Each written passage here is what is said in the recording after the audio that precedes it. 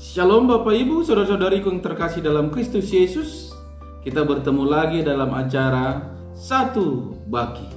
Sapaan Tuhan bagi kita hari ini Kamis tanggal 25 Agustus tahun 2022. Namun sebelumnya mari kita bersatu di dalam doa.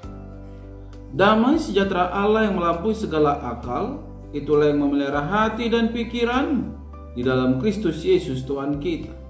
Amin. Saudara yang terkasih, adapun yang menjadi sapaan Tuhan bagi kita di hari ini terangkat dari kitab Efesus pasal yang pertama ayat yang ke-9. Demikian firman-Nya. Sebab Ia telah menyatakan rahasia kehendak-Nya kepada kita sesuai dengan rencana kerelaan-Nya, yaitu rencana kerelaan yang dari semula telah ditetapkannya di dalam Kristus. Sampai sejauh itu firman Tuhan. Saudara yang terkasih, saya mengangkat tema dari kebenaran firman ini, yaitu menyatakan rahasia kehendak-Nya. Saudara yang terkasih dalam Kristus Yesus, setiap orang pasti memiliki pengalaman hidup yang beraneka ragam. Mulai dari yang menyenangkan sampai kepada yang menyakitkan. Banyak di antara kita ketika diperhadapkan pada pengalaman-pengalaman hidup yang tidak mengenakan, yaitu masalah, penderitaan, tekanan, dan sakit penyakit, cenderung kita memiliki respon negatif, yaitu kecewa dan putus asa dan lain sebagainya. Sikap yang demikian justru akan menjadi musuh terbesar dan penghalang utama kita berjalan dalam tujuan dan rencana Tuhan bagi hidup kita. Padahal ada kalanya saudara-saudara, Tuhan memakai peristiwa-peristiwa menurut penilaian kita sebagai hal yang buruk. Dan sarana itu sebenarnya untuk membentuk, mempersiapkan, dan menggenapkan rencananya pada kita.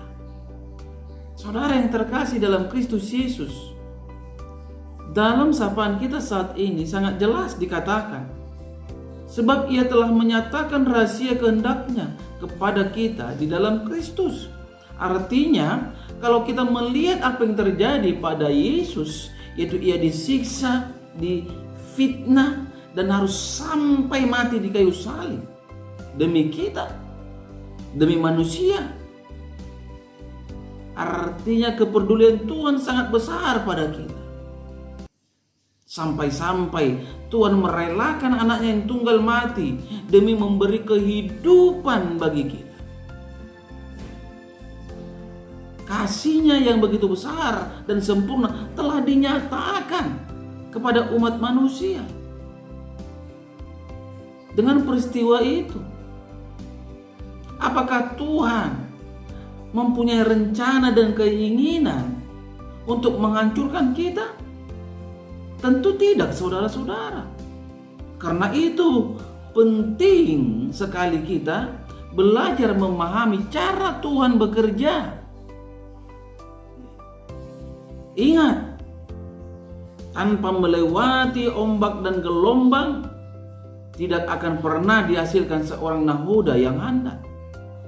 Justru di balik masalah selalu ada maksud dan rencana Tuhan yang indah. Salah satunya adalah untuk menarik setiap pribadi semakin mendekatkan diri kepada Tuhan dan untuk belajar bergantung hanya kepadanya.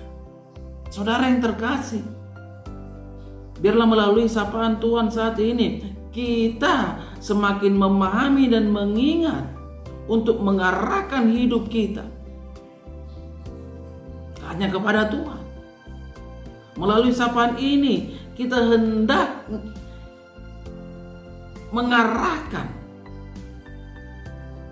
dan memahami Tuhan itu sangat peduli akan hidup kita. Ingatlah saudara-saudara, arah hidup seseorang sangat ditentukan oleh pola pikirnya.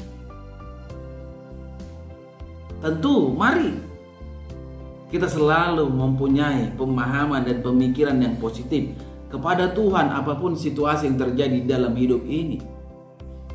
Sebagai pengikut Kristus, sudah selayaknya lah kita memahami apa dan bagaimana rencana Tuhan bagi hidup kita. Amin. Kita bersatu di dalam doa. Bapa di dalam surga, segala puji dan syukur patut hamba panjatkan kehadirat-Mu. Oleh kebaikan-Mu ya Tuhan, hamba bisa ada sebagaimana ada pada saat ini. Terkhusus kebenaran firman-Mu yang telah berkumandang melalui media YouTube ini. Ini juga semuanya dikarenakan kemurahan Tuhan. Terima kasih Bapa di surga.